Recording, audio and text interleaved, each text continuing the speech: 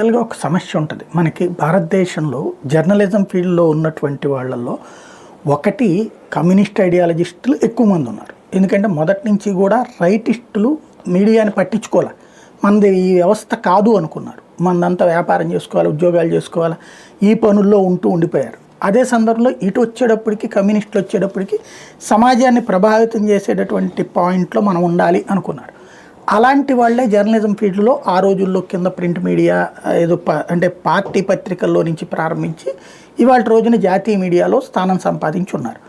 వాళ్ళకి హిందుత్వం అంటే తెలియదు, దానికి సంబంధించిన ధర్మం అంటే ఏంటో తెలియదు, ఆ పూజా విధానం అంటే ఏంటో తెలియదు.